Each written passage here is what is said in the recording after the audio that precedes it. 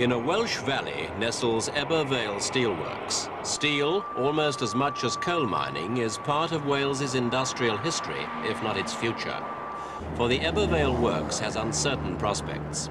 Like many steel plants throughout Western Europe, business here is bad. Rising costs in fuel and labor have taken their toll. So has competition on ruthless world markets from the super-efficient Japanese and the subsidized communist bloc. The steel industry in Europe has fought back, modernizing factories, trimming workforces. Eber Vale is a case in point. 3 years ago, 9,000 people worked here. Now there are half as many, but it's a rearguard action. The British Steel Corporation alone loses almost £10 million a week. One reason is communist subsidized steel, which sells in Britain for £25 a tonne less than British works can make it. And the story is similar elsewhere in Europe. In retaliation, Britain's now banned steel imports from Russia, but that won't make European or US steel more competitive in the world outside. For those who depend on steel for their livelihood, it's an agonizing situation. This is Poland, and here there's no such crisis. The monument commemorates the 3 Silesian uprisings. For this is Katowice in Silesia, that part of Poland that was German before the war, and, like Wales, best known for its coal mining industry. But it's not coal, but steel that's given Katowice a recent new lease of life. In the post-war years, Polish industry in general lagged behind that of the Soviet Union and the major Western nations. But its heavier industries, shipbuilding, construction, developed quite rapidly. They cried out for more steel. Alone, Poland lacked the expertise to launch a major new steel-making program. But in the early 1970s, that changed when Poland signed a cooperation agreement with the Soviet Union. It paved the way for this, the giant Katowice steel complex. No steelworks in the world represent so much international cooperation. No steelworks of this size can ever have been built so quickly. Almost 8 square kilometers of it, over 200 kilometers of its own roads and railways. 450 firms and factories set to work.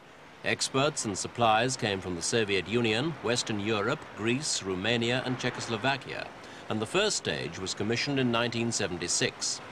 Now it is already churning out iron and steel at a rate that shames many of its competitors. When the blast furnaces of Katowice hit their production targets, they'll be delivering an amazing 40% of the country's total output of pig iron. This is how the blast furnaces work. Once lit by natural gas, they're fueled with coke fed in from the top of the furnace. Iron ore and limestone are also added from above, while superheated air is blasted in from below, fanning the flames until the interior of the furnace is white hot. While the ore, limestone and coke are fed continuously, very fine ore, mixed with crushed coke and known as sinter, is introduced at a controlled rate. Together they combine in the furnace to produce pig iron. A furnace in action's a pretty spectacular sight.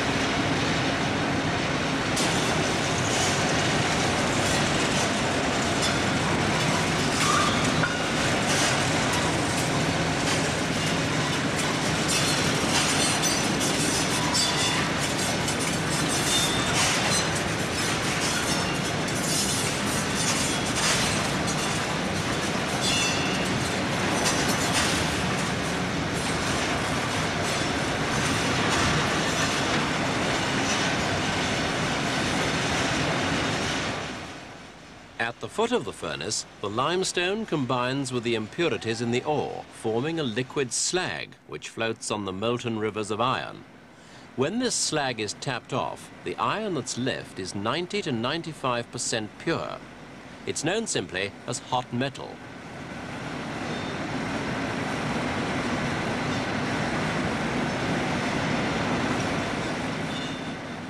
And so the process goes.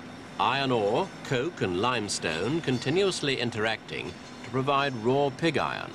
Surprisingly, a typical blast furnace will yield pig iron in this way non-stop for up to 2 years before its lining of bricks begins to fail.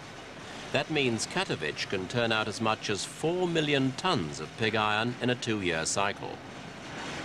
Automation and computerization play a large part in the efficiency of the works. Technically, it will be the most advanced in the world, and features like this vast control room, supervised by just one man, help increase productivity by 6 or 8 times over Poland's old plants.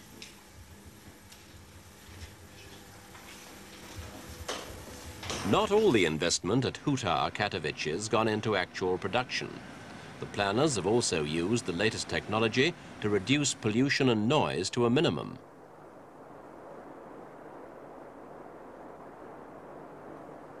Special baffles, mufflers and filters protect an area of almost 4 square kilometers around the works.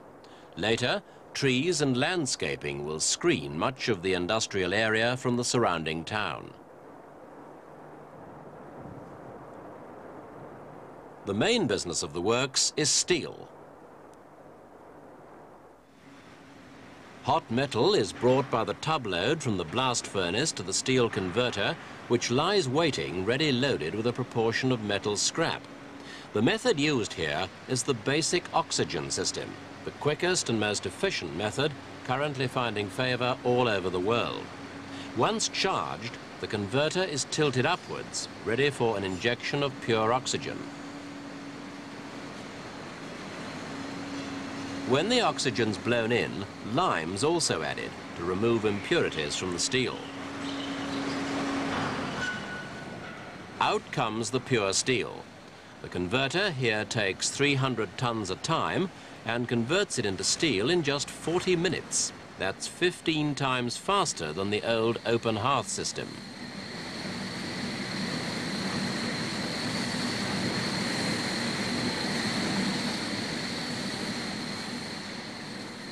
When they're in full swing, Katowice's converters will provide 30% of Poland's steel requirements. Compared to old plants, its steel-making manpower is 8 times more effective. Quality, too, is higher. Constant monitoring by a well-equipped lab sees to that. Samples of produce can be summoned by technicians without them having to leave their seats. During this century, the technique of steel making's undergone vast changes in scale. New processes have been developed continually to produce a bewildering variety of steels for hundreds of different applications. Steels may be soft, hard or springy. There are special electrical steels, stainless steels and a host of alloys, each with its own specific chemical analysis. The next step in steelmaking. These rolling mills will eventually handle up to 30% of Poland's needs. Already they're highly automated, and soon they'll be fully computerized. The journey from white-hot billet to sheet, rod or rail accomplished entirely to a pre-selected program. TV cameras already give a close-up view of the rolling mill's conveyors for operators high in the control gallery above.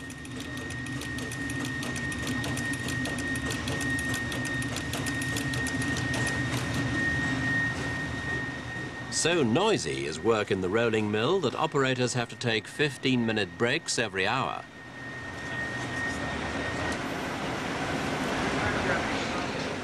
The rollers squeeze with a force of 2,000 tons or more. Speeds have to be accurately controlled. For the smaller the section of steel becomes, the faster its rate from roller to roller.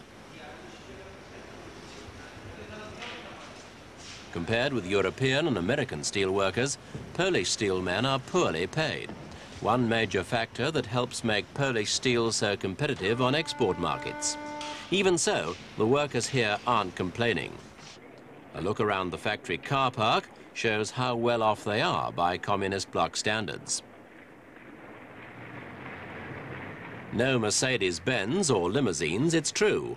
But at least a high proportion of workmen here can afford to run the domestically made Polski Fiats. And by comparison with other workers in their own country, they're well rewarded.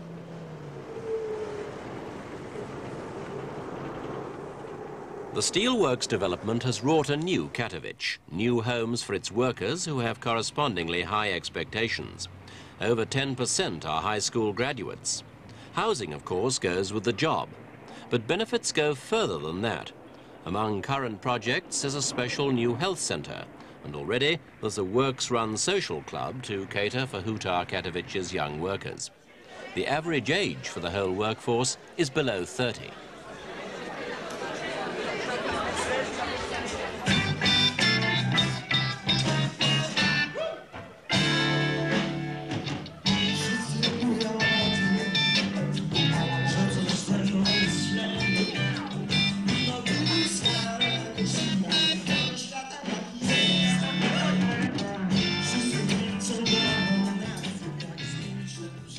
There's a feeling of pride among the young workers at Hucie Katowice of belonging to a winning team.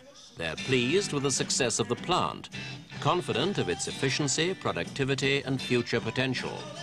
But that doesn't mean they're afraid to forget work once in a while.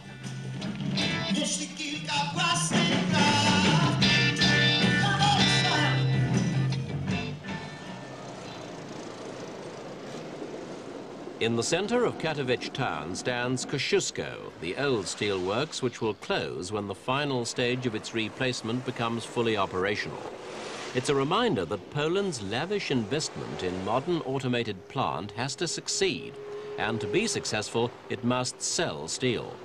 Already production goes from here to Belgium, Switzerland, Norway, France and Yugoslavia. When the rolling mill begins to turn out rails and sheet steel, other markets will follow. Prosperity for Katowice, but a flood of cut-rate steel that means a big challenge to the steel industries of Europe and the United States.